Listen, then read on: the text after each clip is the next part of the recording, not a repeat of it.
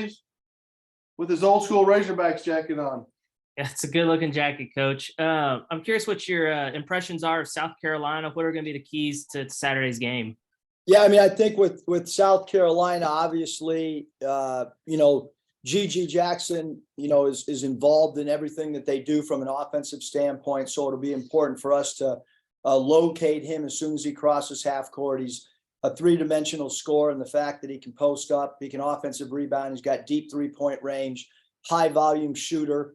And then obviously the guard play, both guards, Chico Carter, probably is as good as three-point shooter in the SEC.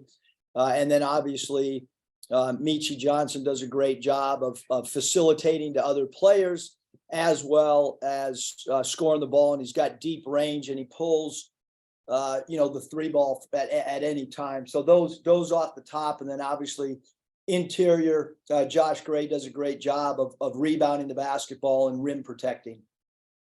I know y'all haven't won on the road yet, but the last couple of games y'all played a lot better. Is there a different confidence level in your team that, hey, maybe you don't have to worry about the road aspect of it now that y'all have played several of those games? Yeah, I mean, I think with us, we're continuing to try to get better. We're continuing to evolve. We're one play away from winning at LSU. We're one play away from winning at Missouri. We're one play away from winning at Baylor. So I wouldn't say that we've played bad basketball on the road. I would just say we've been unfortunate in 3 games not to catch a break. And obviously, we need to try to create one more possession on the road than what we had in those 3 games. And Auburn's as difficult a place to play as there is. And every place we played so far has been a sellout as well. Scotty? Yeah, Coach, AB's had a few of his higher assist totals of the season, I guess, probably in the last 2 or 2.5 weeks. I'm curious what you've seen out of him from a facilitating standpoint, or does it seem like the game's maybe slowing down a little bit for him? Yeah, I think he's making, right reads on everything right now. Some teams have tried to trap his pick and roll, which I think is great for us because now it's a 4-on-5 situation, because AB can see over the defense at his size. He's a overly willing passer. So any teams that do kind of blitz him, or, I think it's worked to our advantage of late. It creates, again, numbers for us offensively to try to attack and get downhill. But he's making a lot of winning plays. I mean, his play on the Texas A&M offensive rebound and his steal was vital right around that 1-minute mark to end the game the other night.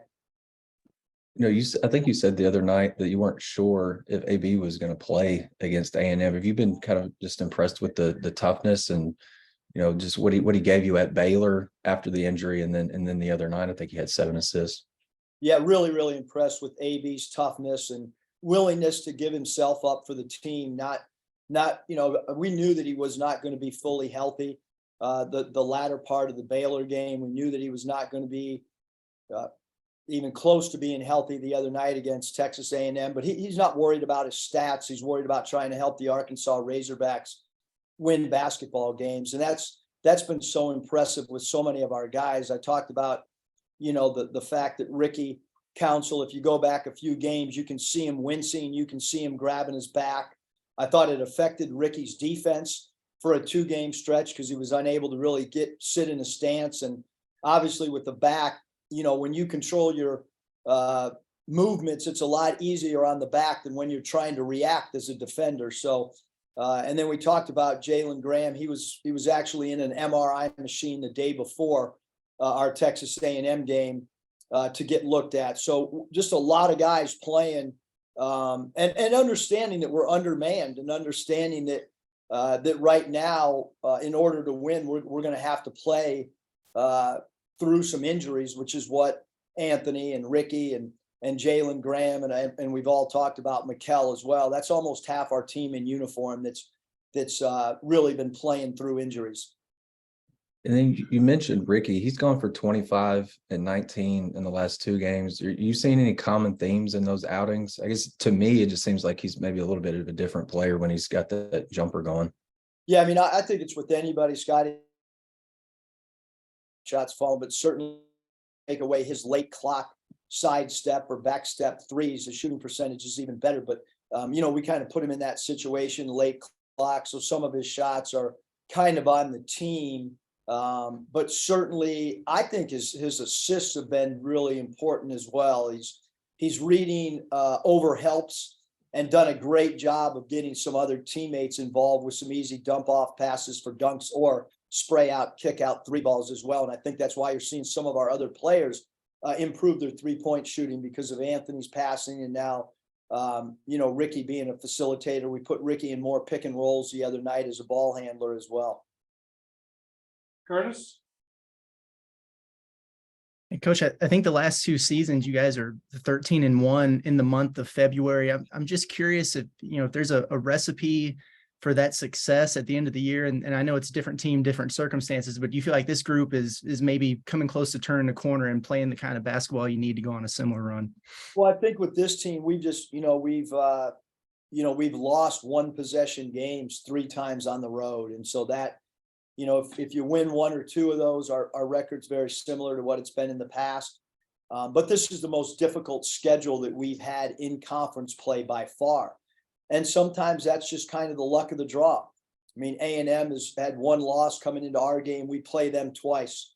Obviously, Tennessee is a top 5 ranked team. We still have them on the road. We still have Alabama on the road.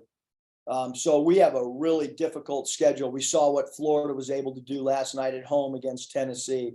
This is really, really challenging.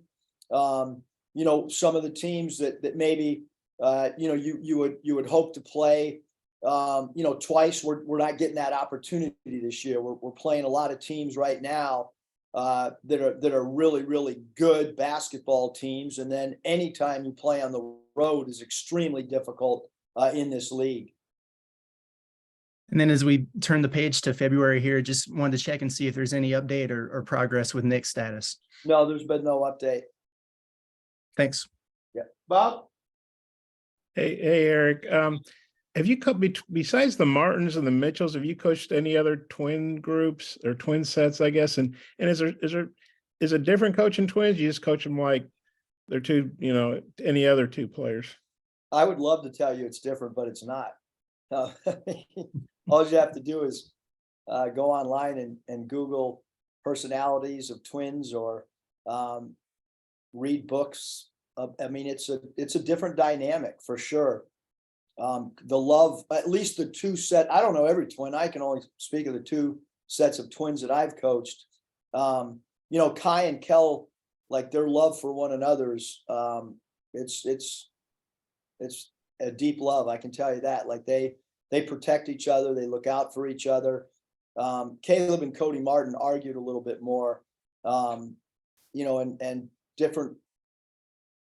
different circumstances created different outcomes. I mean, those 2 guys would fight each other if it came to it. Whereas, I think Kai and Kel they're protectors of one another. So I think that, but the both sets of twins I've had, they really want their sibling to succeed. I mean, that's definitely been something that I've seen both with Caleb, Cody, Kai, and Kel for sure.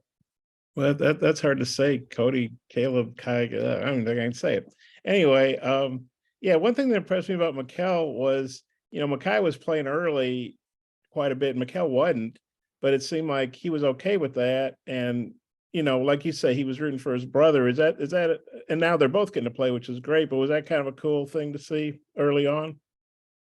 Yeah. I mean, I think that, every player wants to play. I think Kel, or Kai, whenever they're not playing, there's frustration, just like there is with every guy that on every team in every sport. I stunk as a player, and every night I didn't play, I wasn't happy. And looking back, I never should have checked in a game. So I should have been really lucky and fortunate that my name or number was ever called. Players don't see it that way. I certainly didn't. And certainly, Kai and Kel, those guys have played big minutes at Rhode Island and been in big games. So, but their attitude and their perseverance and their ability to come in every single day and work regardless of what happened the night before is certainly what you want as a competitor. You want that player to come in to be competitive enough that they're going to try to continue to work and earn their minutes, which those two guys have done the entire season since they've stepped on campus. One more about Carolina. You know, they're kind of a weird team in that they go to Kentucky and win. I think they're the only team that's won at Kentucky in the SEC. Then they're 0-5 at home. They've had a couple 40-point losses. But then Georgia took them to overtime. I mean, what do you make of them? The fact they're 0-5 at home, and you guys have, like I say, you've had some tough road losses. This looks like a place where y'all should pick up a road win. Well, every game's hard. Every game takes on its own theme. It's really hard to win on the road. They're desperate to win at home. We're desperate to win on the road. It's a team that beat Clemson, who's been a ranked team. It's a team that beat Kentucky.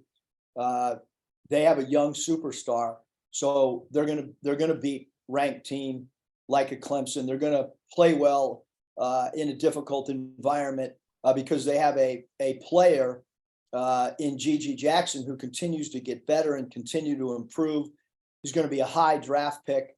He's got tremendous upside. And so you see a team that's with a new coach, and certainly with all of us in our first year, there's peaks and valleys, but they've proven they can beat anybody on any given night. They do have some transfers like Michi Johnson that are very, very capable. They have three guys that are capable of having 30-point games, both their backcourt guys and Gigi Jackson. So to me, it's a very difficult matchup. We tried to do as much research on film as well as talking to other programs that have played them. We've got to defend the 3-point line. And then we have to have respect for Gray inside because of his ability to rebound and block shots. Are you going to wear that jacket on Saturday? That'd be pretty cool. I don't think Danielle will let me wear the jacket, Bob, but it is Legends weekend down at South Carolina, and it's interesting. I was looking at some of the top players at South Carolina and their history, and Kevin Joyce played for my dad with the San Diego Sails in 1975. Kevin Joyce, one of the all-time great South Carolina players, and then Joyce also played on that 72 Olympic team that lost to Russia. And on that team was Jim Brewer, who was with my dad's team at Minnesota. And that's how my dad actually, the first time he ever watched Kevin Joyce play. And then Alex English, pretty cool story. Alex visited the Cavs when he was a free agent. And I was in high school in 10th grade. And Alex took me out in the backyard of Ted Stepien, our owner, who had an outdoor court. And Alex English tried to teach me his runner that he shot and the technique. Unfortunately, English did not sign, or I don't know if the offer sheet was matched, but he never played for the Cavs. Maybe my dad would have coached a little bit longer in Cleveland if, in fact, he would have gotten an opportunity to coach a Hall of Famer. But two pretty cool stories when I was sitting at home last night researching South Carolina's history for their Legends Day. Yeah, that is cool. Maybe the owner spent too much money on his court and not enough on his free agents. No, he spent too much money on some other players that I won't name, but you can look it up. Okay. Thanks, Coach. Appreciate your time. See you guys.